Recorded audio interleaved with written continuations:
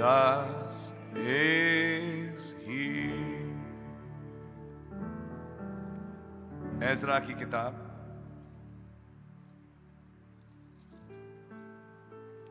उसका 8वां अध्याय और उसकी 21वीं आयत से 23वीं आयत तक।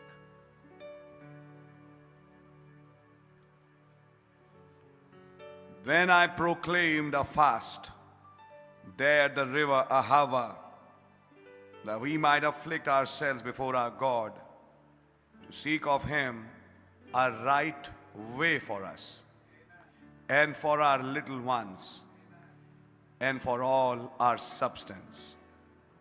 For I was ashamed to require of the king a band of soldiers and horsemen to help us against the enemy in the way, because we had spoken unto the king, saying, the hand of our God is upon all them for good that seek Him, but His power and His wrath is against all them that forsake Him. So we fasted and besought our God for this, and He was entreated of us. धन्यवाद हो प्रभु जी इन वचनों के लिए। आइए हमसे बात करें प्रभु यीशु मसीह के नाम से, आमीन। बैठिए।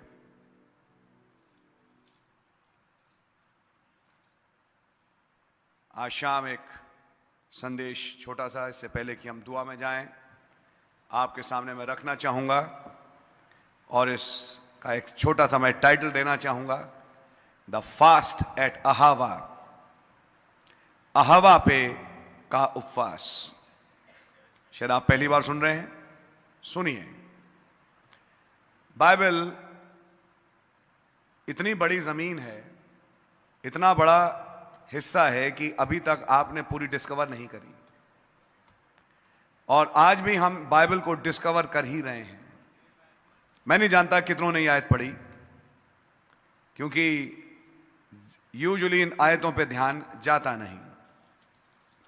अहावा का उपवास। एक नदी है अहावा, जिस नदी के पास एक उपवास रखा गया।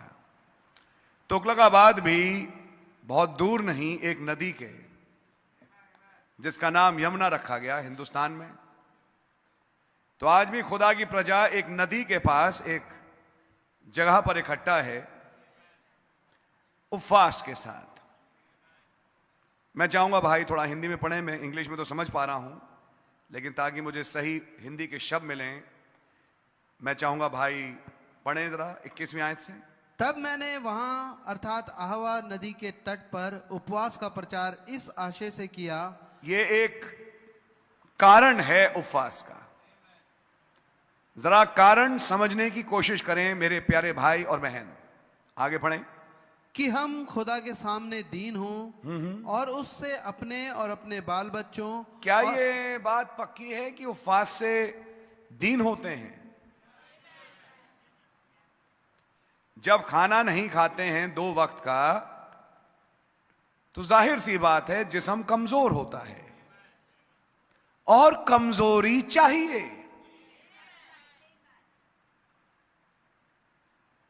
निर्बल अवस्था चाहिए खुदा के पास जाने के लिए।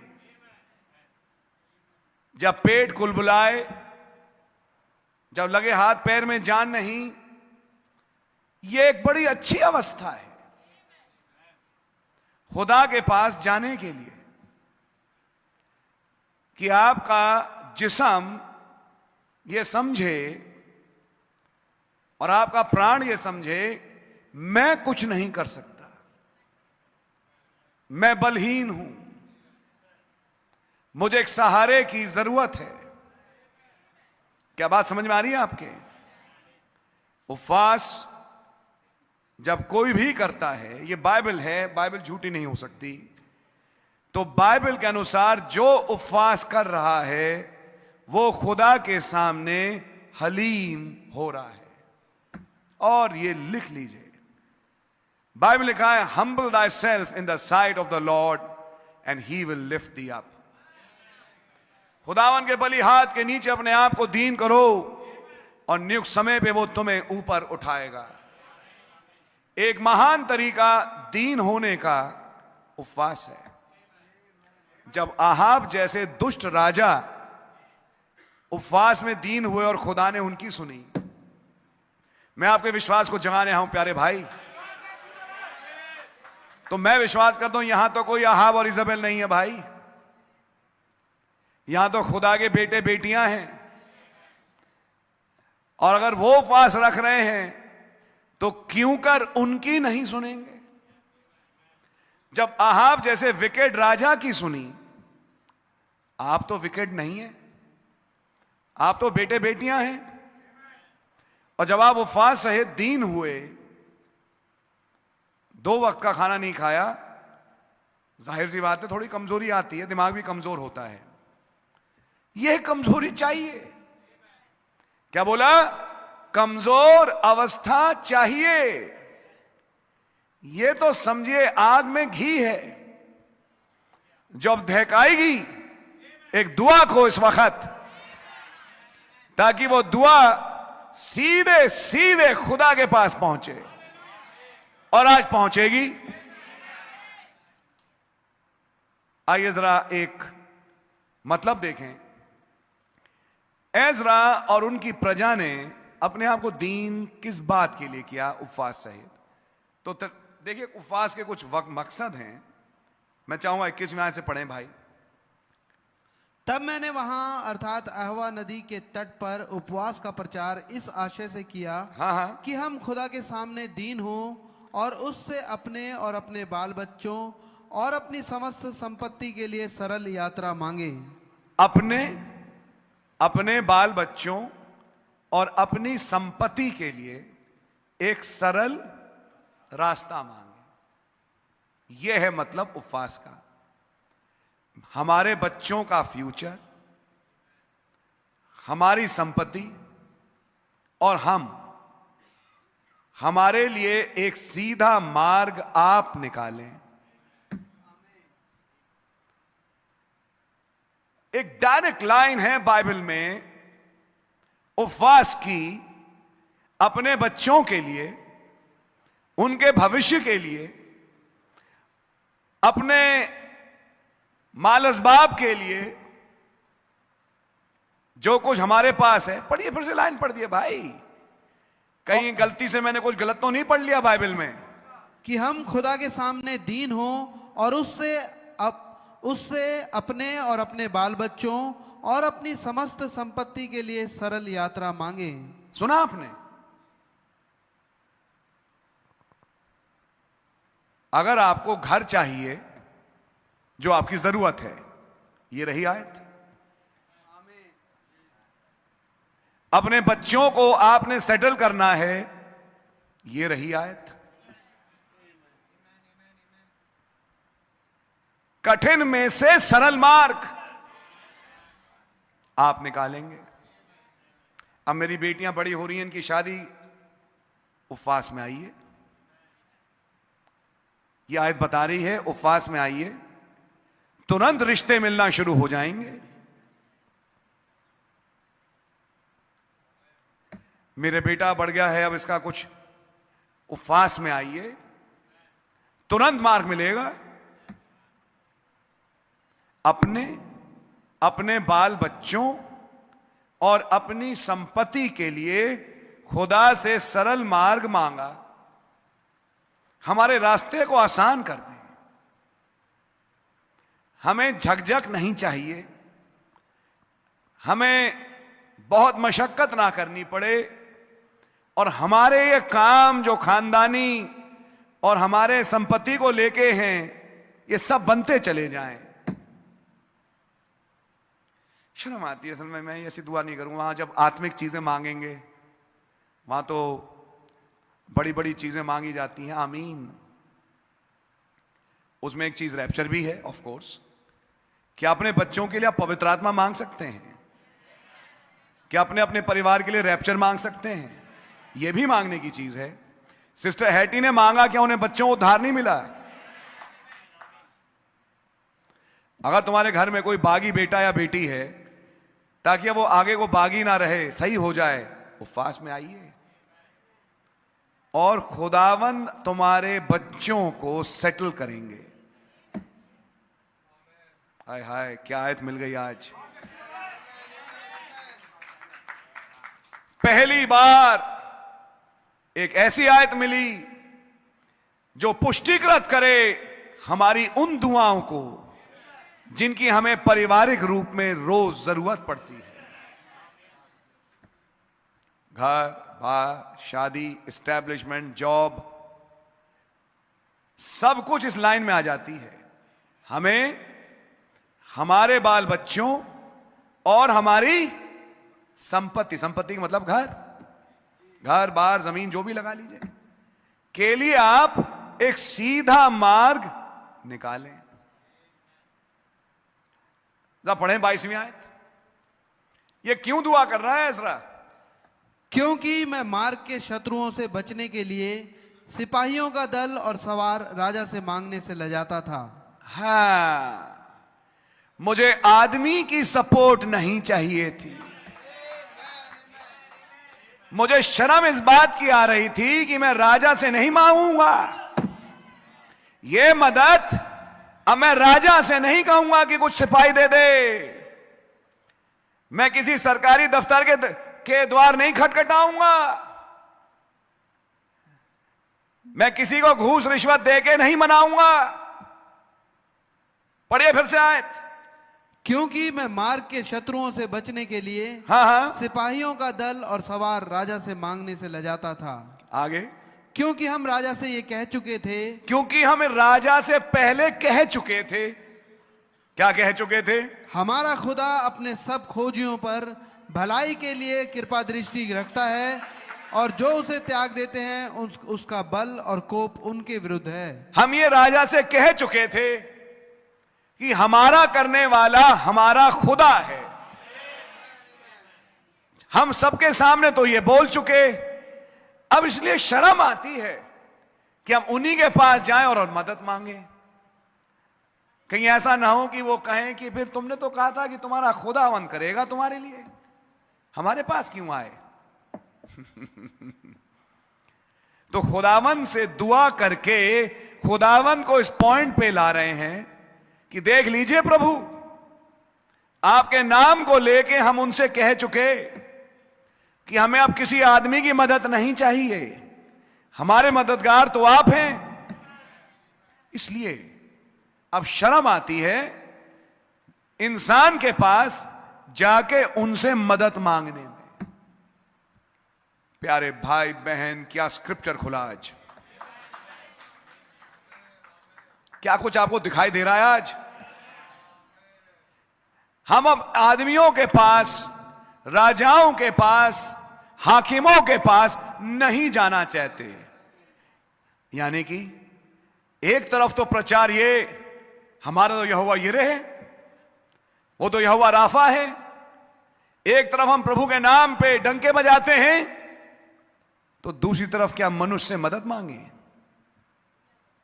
अब प्रभु से जाके ये कह रहे हैं उपवास में कि हम प्रभु लजाते हैं उनसे मदद मांगने, क्योंकि हम उनसे ये कह चुके कि हमारी मदद तो खुदा करेगा। कुछ दिखाई दे रहा है आपको? आइए इस तथ्य को समझें आज। और जो खुदा से विपरीत होते हैं उनके विरोध में तो खुदा का कहर बरसता है, जैसा आज हो रहा है। खबरें आप सुन ही रहे होंगे। एक तरफ तो खुदावन हम सबके सामने ये प्रचार करते हैं, तो दूसरी तरफ हमारी गवाही क्या ये हो कि हमारी मदद खुदा ने नहीं करी, एक आदमी ने करी। हमारी मदद खुदा की ओर से ना आके ऐसे किसी आदमी की ओर से मदद आ गई। हम तो चाहते हैं कि हमारे जीवनों को आप गवाहियों से भरें, हम ये कह पाए बड़े बुलंद आवाज से, ये काम अरे ब्रदर ये खुदा ने किया, ये चंगाई अरे ब्रदर ये खुदा ने करी, यह संभव जैसा काम ये तो खुदा ने किया। हम तो चाहते हैं कि हम आपके लिए गवाही दें, अपने बच्चों को लेके, अपनों को लेके, अपनी संपत्ति को लेके। जो कुछ मेरा है को लेके मैं गवाही देना चाहूंगा। इस मनसा से मैं आया हूं कि मैं मनुष्य को अप्रोच नहीं करना चाहता। तुम्हारे बच्चे नहीं हो रहे, कौन सा डॉक्टर बच्चे पैदा कर देगा दोस्त? लेकिन अब्राहम सारा के हुआ, कई 5 स्त्रियां उनके कोख खुले, आदमी जो निर्वंश थे उनके वंश बना। क्या बाइबल भरी है सबसे? जब आप इस वक्त हाउस ऑफ पॉसिबिलिटी में हैं प्यारे भाई बहन, only believe all things are possible. मैं खुदा से ताजमहल नहीं मांग रहा, लेकिन हां अपनी जरूरत तो मांगूंगा, जरूरत तो मांगनी है। अब ये मेरे बच्चे बड़े हो रहे हैं, इनके लिए मैं क्या करूं? ये मेरा बेटा, ये मेरी बेटी, मैं इतने साल से चल रहा हूं प्रभु, लेकिन मैं भी प्रॉपरली सेटल नहीं हो पाया। क्या ये दुआएं हैं किसी के दिल में आज? है या नहीं है? अरे यार शर्मा रहे हो क्या? अरे शर्माओ नहीं। यह है अहावा का उपवास। अहावा के उपवास में कुछ हुआ, ध्यान से सुनिएगा। हम इंसान को अप्रोच नहीं करेंगे, हम आपके पास आएंगे। हमारे दुश्मनों के सामने हमारा मार्ग आप तैयार करेंगे। प्रभु हम आपके हैं, हम कहां जाएं? अपनी जरूरत तो हम आप ही के पास ला सकते हैं। उधर ऑर्डर पास हुआ कि इन घरों पे बुलडोजर चला दो। प्रभु हम किसके पास जाएं? तो ऑर्डर आ गया, यहां नहीं चलेगा। मानिए, ये मान के चलें मैं और आप रहम पे जी रहे हैं।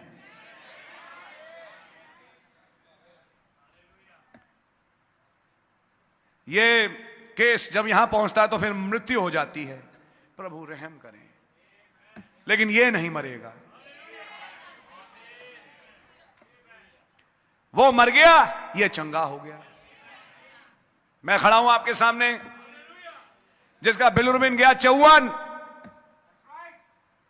पूछ लेना किसी से, डॉक्टर से, कि 54 जब बिलिरुबिन होता है तब क्या होता है? उस टाइम गुर्दे और किडनी फेल हो जाती हैं। प्यारे भाई, मैं जीवता जागता खुदा का पैराडॉक्स आपके सामने खड़ा हूं। मुझे बताया नहीं गया मेरे फादर मदर के द्वारा कि मैं डर ना जाऊं, और कोई दवाई असर नहीं कर रही। डॉक्टर भी जब आए शक्ल देखने तो बोले अच्छा ठीक हो करके चला जाए। मुझे लग रहा कुछ गड़बड़ है यार मामला, ये डॉक्टर भी सही तरह से बात नहीं कर रहा। बुरा हाल। जब मैं जीवी पंथ अस्पताल में आज से कई साल पहले भर्ती हुआ, आज गवाही देता हूं, ये तो बाद में बताया कि आपका बिलिरुबिन 54 गया। उन्होंने कहा आपका केस मेडिकल लिटरेचर में लिखना चाहिए। जॉन डेविड भाई आप बताइए 54 बिलिरुबिन में क्या होता है? आपने तो देखा ही नहीं होगा। मैं खड़ा हूं सामने आपके। भाई ILBS में काम करते हैं, जहां विक्रम भाटिया जैसे बड़े बड़े डॉक्टर, सरीन जैसे खड़े हैं। संजमारी है, पूछना डॉक्टर सरीन से और डॉक्टर विक्रम भाटिया से, उन्होंने 54 बिलिरुबिन वाले कितने मरीज देखे। मैं खड़ा हूं आपके सामने एक गवाही के तौर पे। मुझे डॉक्टरों ने चंगाई नहीं दी। कलीसिया के प्राचीन आए और उन्हें सिर पे, और मैं यकीन बता रहा हूं वो दुष्ट आत्मा थी, मुझे मालूम थी। यहां सिर पे हाथ रखा और यूं सिर यूं जा रहा। मैं भी लड़ने लगा कि मैं इस हाथ से सिर जाने नहीं दूंगा। अजीब किस्म की गर्मी, अजीब किस्म का कि हटो सिर से, इस हाथ से अपना सिर हटाओ। मैंने नहीं हटाया, मैं दुआ में लगा रहा। भाई मेरे लिए दुआ कर रहे थे। पहली बार 2 महीने में 10 मिनट सोया, जो मैंने 2 महीने नींद नहीं देखी। 10 मिनट सोया। अगले दिन टेस्ट हुआ 54 से 44। किसने किया? अब वो डॉक्टर कहता है कि अब एक बार गिरना शुरू हुआ तो अब ये गिरता ही जाएगा, अब आप आराम से घर जा सकते हैं। उसके बाद भी बड़ा धीमे धीमे तभी एक रास्ता खुला। देखिए, जब खुदा रास्ते खोलते हैं तो कैसे होता है। अमेरिका से भाई स्टोवेल आ रहे हैं, जेफरसनविल चर्च में भाई जोसेफ ब्रैनम, भाई बिली पॉल और ब्रदर कॉलिंस पास्टर थे, ने कुछ प्रेयर क्लॉथ्स पे दुआ करी और मुझसे कहते हैं क्या तुम लेना चाहोगे? बीमार होने से पहले गवाह खुदावन जानते हैं, पुराने लोग पता नहीं किसको याद है, नहीं कितने थे भी थे। मैथ्यू भाई के यहां मैंने एक मीटिंग ली और मैंने एक सब्जेक्ट रखा कि प्रेयर क्लॉथ्स भी एक तरीका है चंगाई का। मुझे क्या मालूम कि पहला प्रेयर क्लॉथ मैं ही हूंगा, मुझे क्या मालूम। हमने किसी के लिए प्रेयर क्लॉथ पे दुआ नहीं करी। कुछ दिन चरक पालिका में भर्ती रहा, फिर पंत अस्पताल रहा भर्ती। भाई बहुत बुरा हाल हुआ, मौत बहुत करीब से देखी। और तब भाई कहते हैं स्टोवेल ये आया आपके लिए।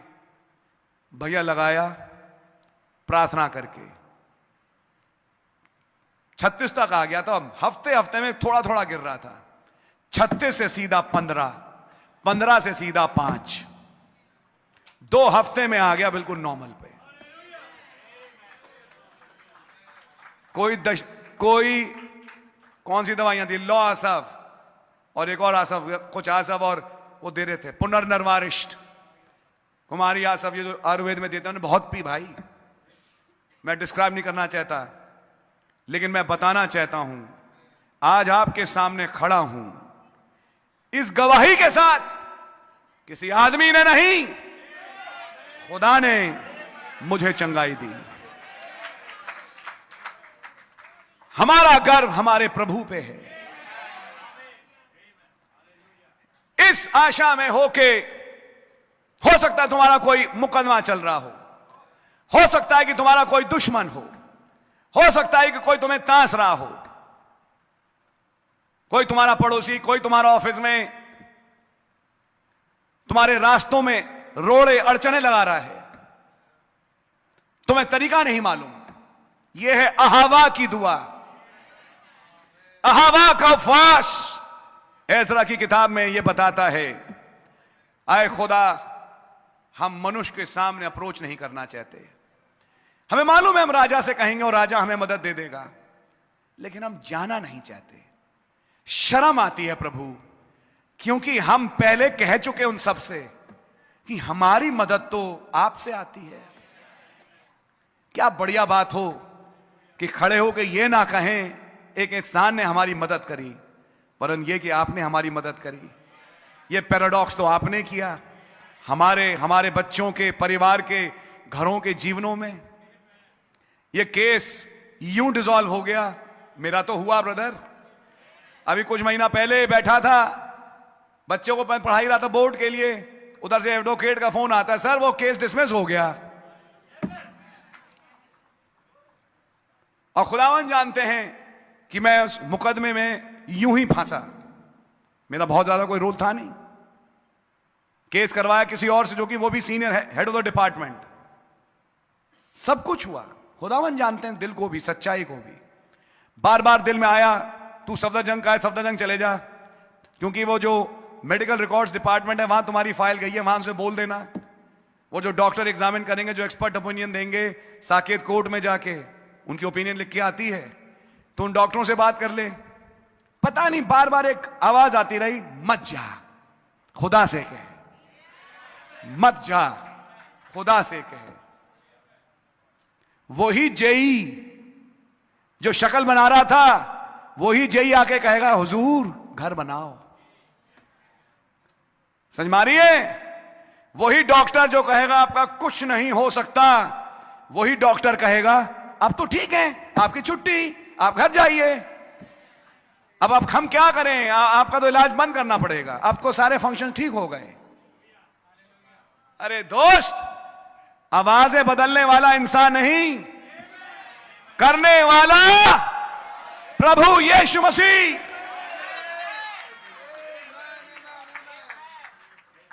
आज दुनिया के लोगों के सामने जब आपकी एक गवाही है कि आप इतवार को पूरा दिन यहां गुजारते हैं, जब दुनिया में तुम्हारी गवाही यह है कि तुम हर काम करने से पहले दुआ करते हो, जब दुनिया में तुम्हारी यह गवाही है कि तुम एक धार्मिक इंसान हो और खुदा के साथ चलते हो, तो अब शर्म आना चाहिए कि हम दुनिया के लोगों से मदद मांगे। आपकी बात समझ में आ रही है? और क्या पॉइंट है? अपने बच्चों और अपने तमाम संपत्ति के लिए हमारे लिए सीधा मार्ग आप निकाले। कुछ बात समझ में आई? पढ़िए भाई 22वीं आयत।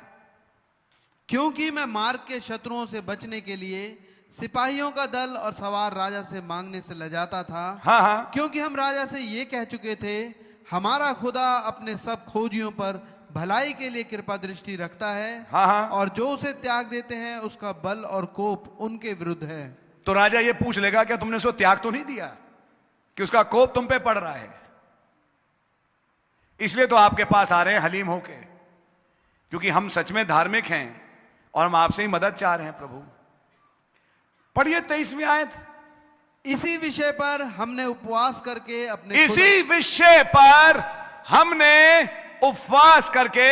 अपने खुदा से प्रार्थना करी और उसने हमारी सुनी।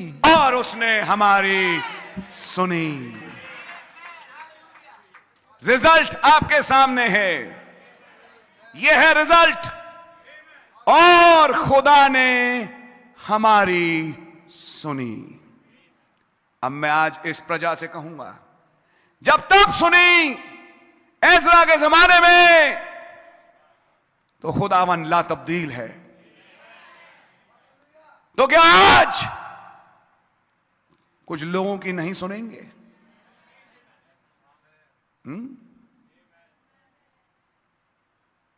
हो सकता है कि जब मैंने बोला दुश्मन, तुम्हारे सामने कोई चेहरा आया हो जो तुम्हें सता रहा है, परेशान कर रहा है, बता वो रहेगा नहीं,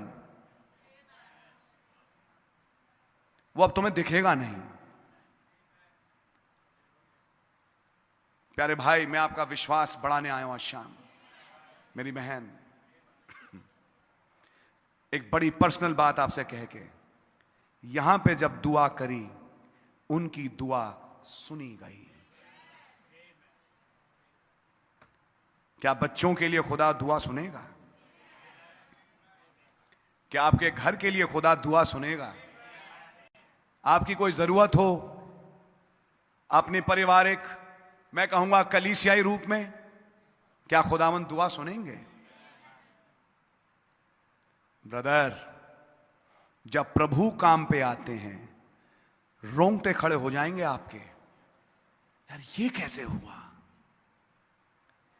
ये रास्ता तो हमने कभी सोचा ही नहीं। खुदावन कहेगा, तुमने बेटा भरोसा मुझ पे किया। Now you shut up and sit down and watch me do your work. तुम बस देखो कि तुम्हारे आगे आगे मैं तुम्हारा काम कैसे करता हूं। मैंने एक बार नहीं, कई बार देखा, और आज विश्वास के साथ प्रभु के सामने खड़े होकर कहता हूं कि मैं आगे भी और देखूंगा। मेरा भरोसा है। क्या आपका भरोसा है? क्या वो अहावा की कलीसिया यहां बैठी है? ये वो थे जो बाबुल से निकले 7 दशकों के बाद, जिन्होंने यहोवा का भवन बनाया, और अब इन्होंने अपने लिए एक दुआ करी। सब तरफ दुश्मन हैं, इनके बीच हमारे लिए मार्ग आप निकालें। हमारी संपत्ति, बच्चों का आप देखें। क्या खुदा ने दुआ सुनी? आमीन। God bless you. मैं आपका समय नहीं लूंगा, मैं भाई टाइटस को बुलाऊंगा कि हम अपनी दुआओं में जाएं। God bless you.